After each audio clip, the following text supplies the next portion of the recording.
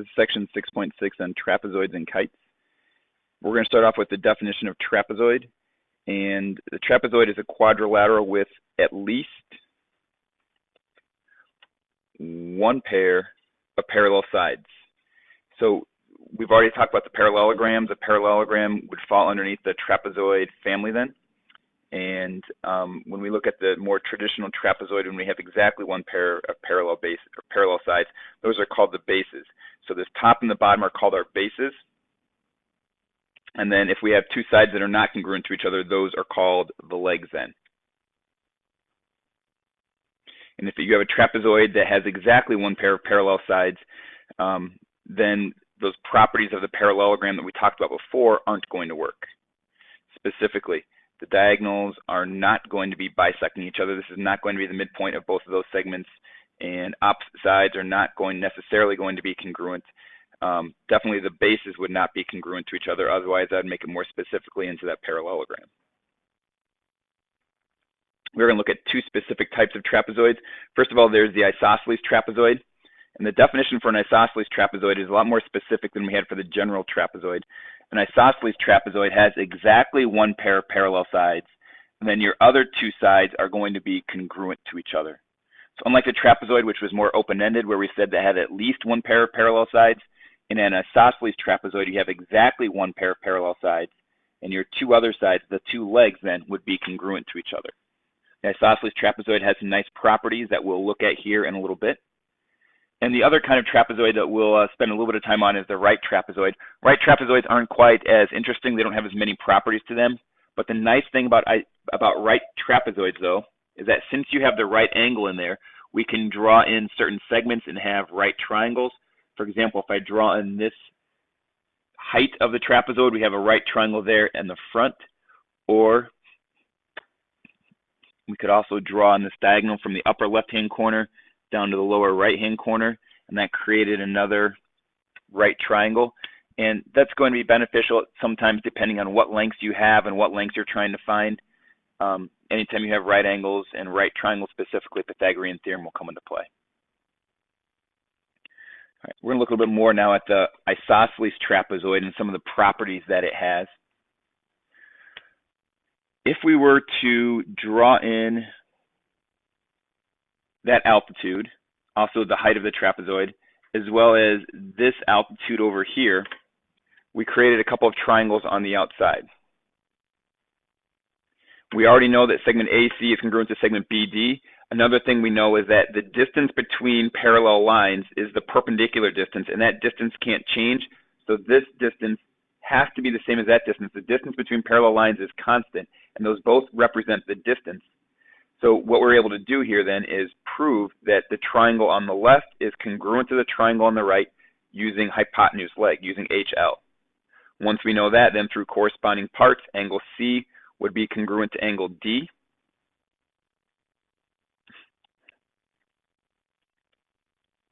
I'm going to get rid of those altitudes now, and we've already established that angle C is congruent to angle D.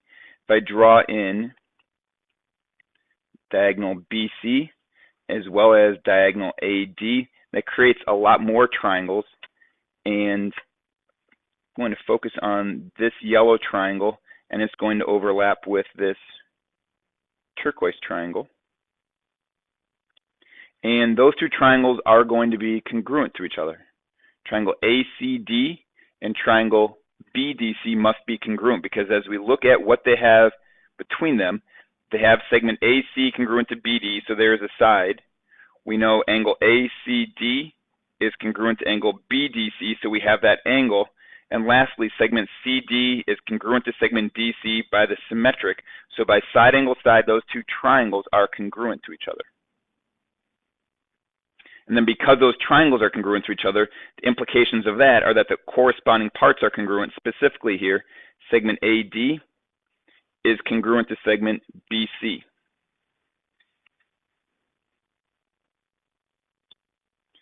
So I'm going to erase some of the things that we have and go back to what we know. Because it's an isosceles trapezoid, we're able to get angle C is congruent to angle D. We're able to get diagonal AD congruent to diagonal BC. And if we look back at those two segments being congruent to each other, Draw them in here again. Then we're going to look at a different set of triangles. We have this turquoise triangle overlapping with triangle ABD. I won't draw on the other one. But those two triangles are going to have to be congruent to each other as well, because segment AB is congruent to segment BA. We already established that BC is congruent to segment AD. So by side, side, side, this turquoise triangle is congruent to this pink triangle. And what that is going to do for us then is allow us to use corresponding parts to say that this angle at the top, angle CAB, is congruent to angle DBC. So lots of properties that we have in an isosceles trapezoid. Specifically, the diagonals are congruent to each other. The base angles are congruent to each other. In other words, the consecutive angles in between the non-parallel sides are going to be congruent to each other. Angle C congruent to angle D, and angle A congruent to angle B. Isosceles trapezoids have lots of nice properties to them, lots of symmetry involved. Sticking with the trapezoids a little bit longer, we're going to look at one of the special features of a trapezoid, and that is a midsegment. A midsegment is a segment that connects the midpoints of two of the legs of a trapezoid. So we have this leg over here on the left, the leg on the right. Find the midpoint for the one on the left, the midpoint for the one on the right, and then if we connect those two together, we have the midsegment. Midsegment joins the midpoints of the two legs of a trapezoid. And I've got that drawn in there in this case. So that's what a midsegment is. It connects the midpoints of two sides of a trapezoid.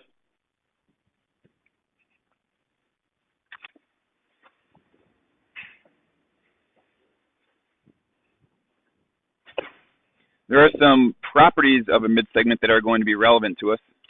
First one is, we look at this, hopefully it looks like it's true. The midsegment is going to be parallel to the two bases of the trapezoid. So the midsegment is parallel to the two bases. And the other property deals with its length. This midsegment is not the same length as the one on the top, nor is it the same length as the one on the bottom. Rather, it is the average of those two. So if you add 5 plus 9 divided by 2, we get 7. 7 is the length of this midsegment. Midsegment is the average length of those two parallel bases. And then since a parallelogram is also a type of trapezoid, we need to look at how a midsegment impacts a parallelogram. So if I find the midpoint of one of these sides, midpoint of the other side, connect them together, this is a midsegment. What we said about the midsegment before for trapezoid is that it is parallel to those two other bases, and it is, and it's also the average length. Well, in a parallelogram, the top and the bottom would be congruent to each other. We know the opposite sides in a parallelogram are congruent. So if this length is, say, 12, the bottom length would also have to be equal to 12. And as we look at this midsegment in the middle, the average of 12 and 12 is 12. In fact, it is going to be that same length. So it still works like we had for the trapezoid before, but since those bases are the same length, the midsegment is the same length as those.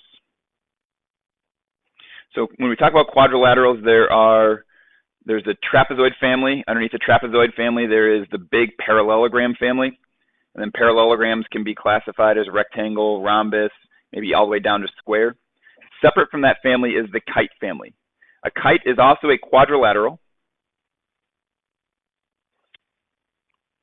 And we do have two pairs of congruent sides.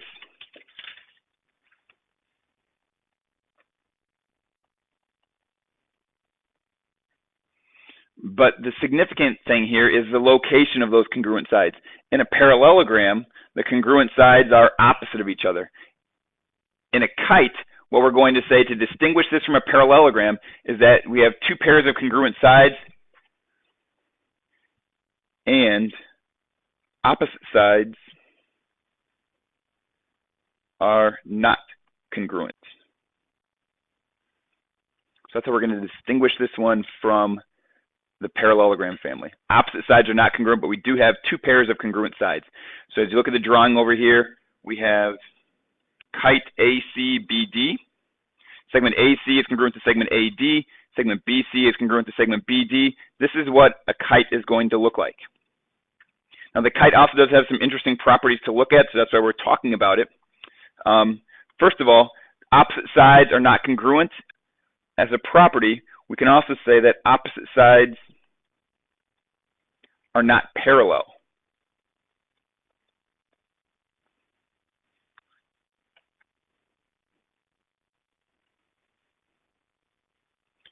And once again, looking at the diagonals is going to help us to determine some of these other properties about a kite. If I draw in diagonal AB, I've split the kite into two triangles. On the left, we have triangle ABC. On the right is triangle ABD.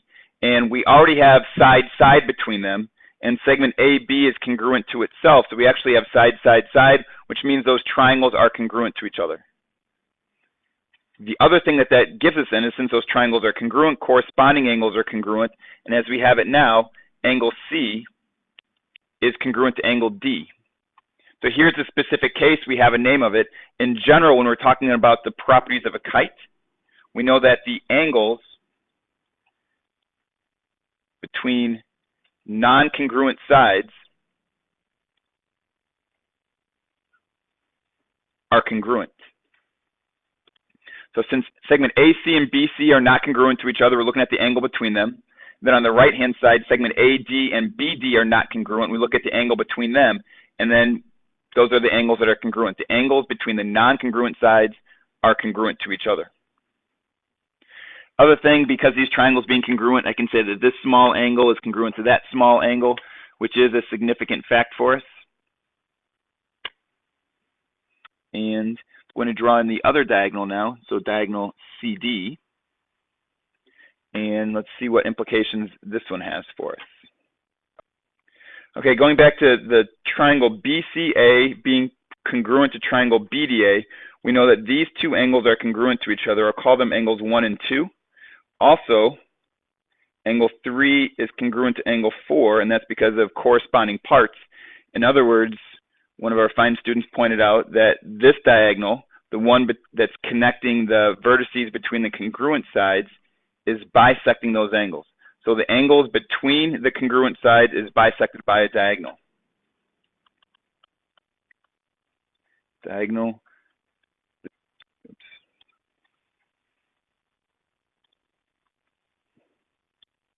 Connecting vertices between congruent sides bisects the vertices.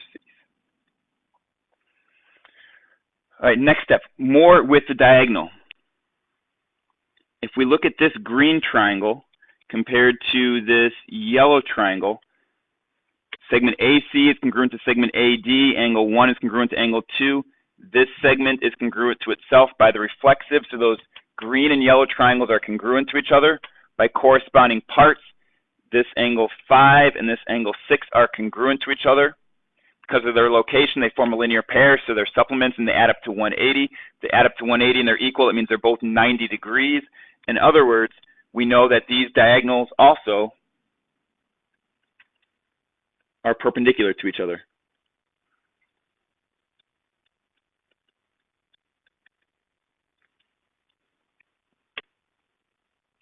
Another thing we know about the diagonals is that since these green and yellow triangles are congruent, that this intersection point is the midpoint of segment CD.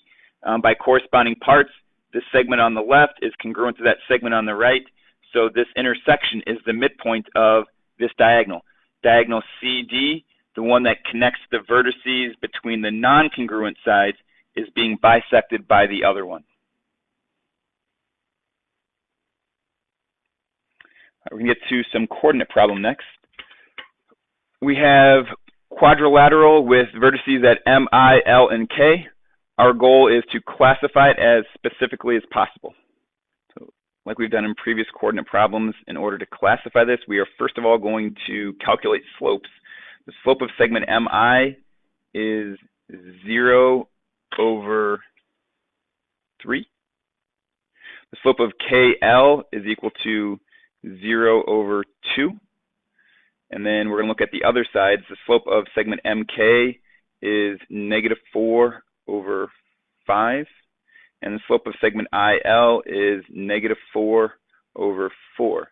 So as far as comparison goes, I can see that MI is parallel to KL. So I know I do have one pair of parallel sides. However, the other two segments do not have the same slope, so we don't have a parallelogram. We have exactly one pair of parallel sides. So the best thing we can say right now is trapezoid. But maybe it's an isosceles trapezoid, maybe it is a right trapezoid. If it's an isosceles trapezoid, that means that the other two legs are congruent to each other. The length of MK is equal to the length of IL. So as I look at MK, I can modify what we have here and apply it to the distance formula. -4 squared is 16, 5 squared is 25. Add those together and we get √41 for the length of MK. For the length of IL, -4 squared is 16, 4 squared is 16. Add those together, we get √32. So MK and IL have a different length, so it is not an isosceles trapezoid. The other possibility, the other kind of special trapezoid, is a right trapezoid. However, as we look at adjacent sides, none of them have opposite reciprocal slopes, so we don't have anything perpendicular. The best name for the shape is trapezoid. In this next example, we have points E, M, A, and C, and we want to classify this quadrilateral as specifically as possible. So we'll plot the points on a graph, connect them together, and then see how we can classify this. Just like the last problem or any of these quadrilateral problems on a coordinate, or with coordinates, we want to classify or calculate the slopes. So we want to calculate the slope of EM. We also want the slope of segment CA. Those will be compared with each other. Then we also have the slope of MA. Across from MA or opposite of MA is EC. So all of those slopes will need to be calculated. So calculating the slopes, we see that EM and CA are not parallel.